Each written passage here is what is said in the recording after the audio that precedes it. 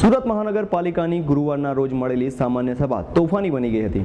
Mayor બંગલાનો વિરોધ પક્ષ દ્વારા વિરોધ કરાયો હતો અને ત્યારબાદ પ્રશ્નોત્તરી અને રજૂ થયેલા કામો મંજૂર થયા બાદ મેયરે એજન્ડા વગર મુખ્યમંત્રી નરેન્દ્ર મોદીના અને ભાજપના વખાણ કરતા કોંગ્રેસે ભારે વિરોધ અને સૂત્રોચ્ચાર કરી સામાન્ય સભામાંથી વોકઆઉટ કર્યું હતું।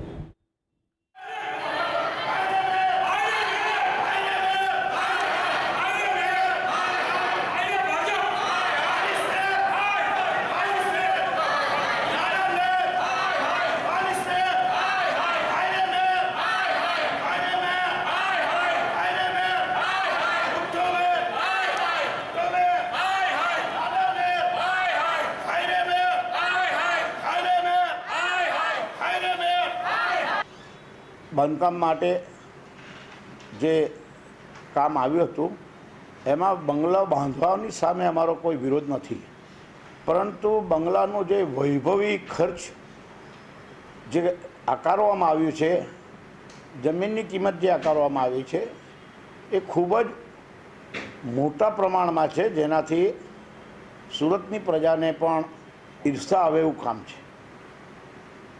મેયરનો બંગલો સાદો સરળ, પ્રજાને ત્યાં પ્રજાલક્ષી કામો માટે પ્રજા જઈ શકે એ પ્રકારનું એમનું આયોજન હોવું જોઈએ।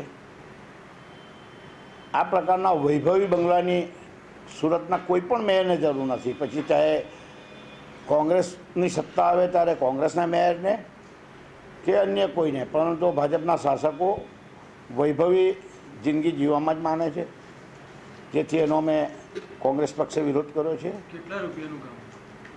લગભગ 4.5 કરોડથી ઉપરનું કામ આવ્યું છે, પરંતુ કોંગ્રેસ પક્ષે એનો વિરોધ કર્યો છે। સાથે સાથે આજની સામાન્ય સભાના દરેક કામો, વિકાસના કામોમાં અમે સહકાર આપ્યો છે, તેમ છતાં પણ એજન્ડાના કામો પૂરા થયા બાદ ફક્ત ને ફક્ત નરેન્દ્ર મોદીની પગચંપી કરીને એમના વખાણ કરવા, એટલે મેયરશ્રીએ કોઈપણ જાતના એજન્ડા વગર મેયરશ્રી જતાં જતાં જેમ પેલો દીવો બુઝાતો હોય ત્યારે ખૂબ જ સળગે એવી રીતે આજે એમનું જે વર્તન હતું, 12 વર્ષે બોલે, 2.5 વર્ષમાં એમણે કોઈ વાત નથી કરી અને આજે એકાએક એમને મોદી પ્રેમ અને ભાજપનો પ્રેમ ઉભરાઈ આવ્યો।